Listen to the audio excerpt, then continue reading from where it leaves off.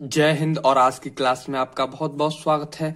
तो last classes में हमने बहुत सारे टॉपिक्स कंप्लीट कर लिए, तो आज की क्लास में हम कंप्लीट करने वाले हैं वेद। तो वेदों की रचना किसने की है? वेदों की रचना ईश्वर ने की है, इसीलिए इसे अपुरुषेय भी कहते हैं, क्योंकि किसी पुरुष ने नहीं की है, खुद ईश्वर ने की है।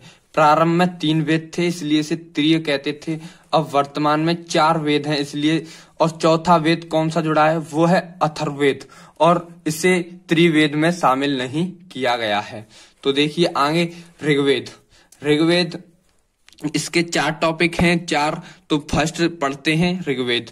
ऋग्वेद 10, इसमें 10 मंडल हैं और 1028 संयुक्त हैं और 10,580 रचाएं हैं। रचाएं की अधिकता के कारण इसे ऋग्वेद कहते हैं। ओके, तो आगे देखिए, ये सबसे प्राचीन और सबसे बड़ा वेद है। सबसे प्राचीन और सबसे बड़ा वेद है।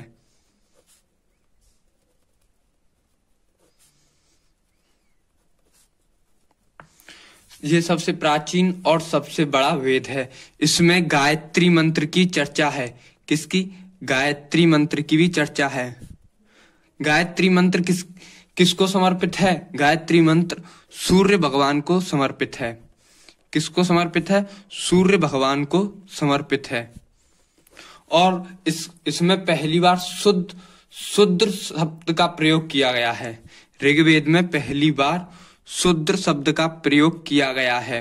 दूसरा और 7वां मंडल सबसे पुराना है। दूसरा और 7वां मंडल, 7वां मंडल सबसे पुराना है, क्योंकि इसका संकलन पहले ही हो चुका था। जो बातें थी वो सिंधु सभ्यता, मेसोपोटामिया की सभ्यता में हो चुकी थी, तो इसलिए ये दूसरा और 7वां मंडल सबसे पुराना था। इसका पहला तथा 10वां मंडल नया है। पहला तथा 10वां मंडल नया है, क्योंकि इसकी संकलना अभी बाद में हुई है।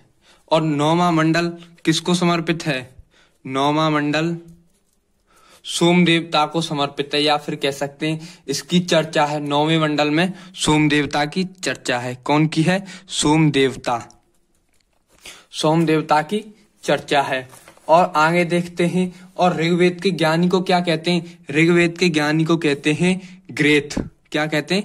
गिरेत्र। गिरेत्र कहते हैं। तो देखिए, और ऋग्वेद का उपवेद क्या है? ऋग्वेद का उपवेद है आयुर्वेद। क्या है?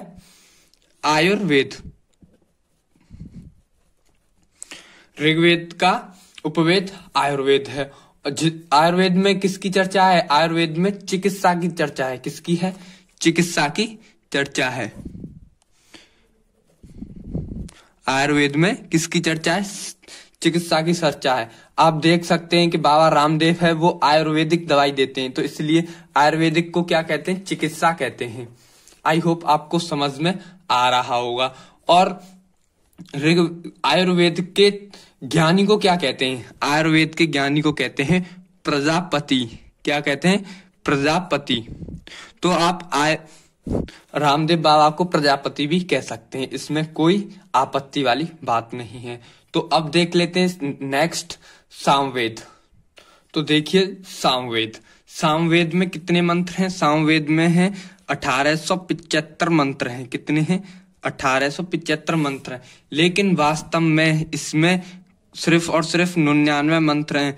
बाकी के मंत्रों को कहां से ग्रहण किया गया है? ऋग्वेद से ग्रहण किया गया है बाकी के मंत्रों को। इसमें सिर्फ 99 मंत्रों को ही वास्तव में मानते हैं। और इसके 7 स्वर हैं। संगीत स्वर कितने हैं? 7 संगीत स्वर हैं। 7 संगीत स्वर हैं। वो कौन कौन से हैं? देखिए, सारे ग म प ध नी, ये 7 मंत्र हैं। ये 7 मंत्र कब बोले जाते हैं?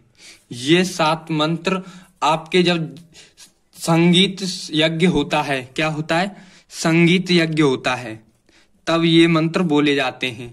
कौन कौन से? सारे ग म प ध नी, ये 7 मंत्र बोले जाते हैं संगीत यज्ञ के समय। और सामवेद के ज्ञानी को क्या कहते हैं? सामवेद के ज्ञानी को कहते हैं उद्गाता। क्या कहते हैं? उद्गाता। और इसका उपवेद क्या है? इसका उपवेद है गधर्ववेद। क्या है? गधर्ववेद। इसका उपवेद है गधर्ववेद। और वेद के ज्ञानी को क्या कहते हैं? गधर्ववेद के ज्ञानी को कहते हैं नारद। आपको एक क्लास लेके आऊंगा, उसमें सामवेद और यजुर्वेद और आयुर्वेद, इन सब में एक एक अलग से जो इसका उपवेद है, इसका ज्ञानी है और इसका पंडित है, वो कौन कौन है। तो आई होप आपको ये समझ में आ गया होगा। तो देखिए नेक्स्ट चलते हैं। तो थर्ड है आयुर्वेद, सॉरी यजुर्वेद। क्या है? यजुर्वेद। इसमें कितने मंत्र हैं? इसमें 1990 मंत्र हैं। कितने हैं? 1990 मंत्र हैं। और इसमें किसकी चर्चा है? इसमें युद्ध एवं कर्म कांड की चर्चा है। किसकी? युद्ध और कर्म कांड की चर्चा है। और यजुर्वेद को कितने भागों में बांटा गया है? यजुर्वेद को 2 भागों में बांटा गया है। वो है कृष्ण यजुर्वेद, कृष्ण यजुर्वेद। और सेकंड है, वो है सेकंड शुक्ल यजुर्वेद, शुक्ल यजुर्वेद।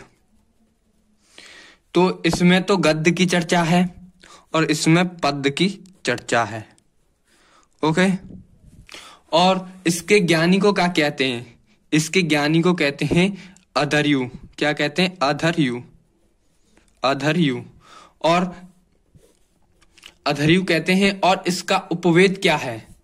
यजुर्वेद का उपवेद क्या है? तो इसका उपवेद है धनुर्वेद, धनुर्वेद। और इसके ज्ञानी को क्या कहते हैं? धनुर्वेद के ज्ञानी को कहते हैं विश्वामित्र, विश्वामित्र कहते हैं। आई होप आपको यजुर्वेद भी समझ में आ गया होगा। अथर्ववेद। तो अथर्ववेद में देखिए इसकी रचना सबसे बाद में हुई है, सबसे बाद में इसकी रचना हुई है। तो इसकी रचना हुई है उत्तर वैदिक काल में। किसमें हुई है? उत्तर वैदिक काल में। इसकी रचना उत्तर वैदिक काल में हुई है। और इसमें कितने मंत्र हैं? इसमें 6000 मंत्र हैं। इसमें 6000 मंत्र हैं। और इसमें किसकी चर्चा है? इसमें जादू टोना, जादू टोना और वर्षीकरण की चर्चा है। किसकी? वर्षीकरण, वर्षीकरण की चर्चा है इसमें। इसके ज्ञानी कौन है? अथर्ववेद के ज्ञानी हैं ब्रह्मा।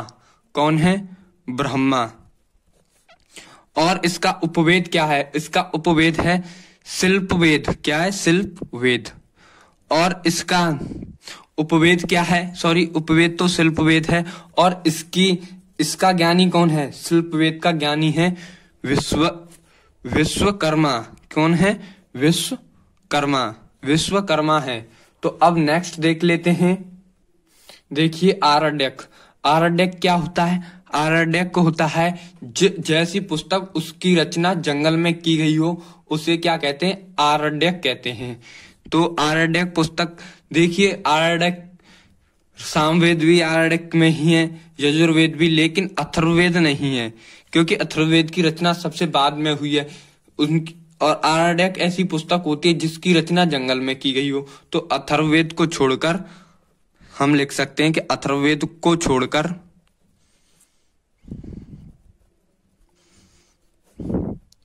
सभी पुस्तक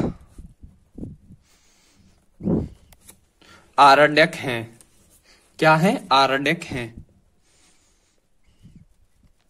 अब 2-3 पॉइंट हैं आज की क्लास के बाद, फिर आज की क्लास को द एंड कर देंगे। अगर आपका जो भी डाउट है वो आप कमेंट बॉक्स में लिख दीजिए, वहां से आपके डाउट को पिकअप कर लिया जाएगा और डाउट क्लास में बता दिया जाएगा। तो देखिए अब देख लेते हैं वेदांग। वेदांग की ट्रिक क्या है? व्याजो निस कच्छ। व्या से हो जाता है व्याकरण, जो से हो जाता है ज्योतिष, और नि से हो जाता है निरुक्त, और से हो जाता है शिक्षा, और क से हो जाता है कल्प, छ से छंद हो जाता है। तो आई होप आपकी समझ में आ गई होगी ये ट्रिक कि व्याजो निस कुछ कच्छ। तो देखिए ये वेदांग हैं और ये पुस्तकें हैं जो लिखी गई हैं। और देखिए व्याकरण को अष्टाध्यायी और ज्योतिष की है व्रत सहित। क्या है? व्रत सहित।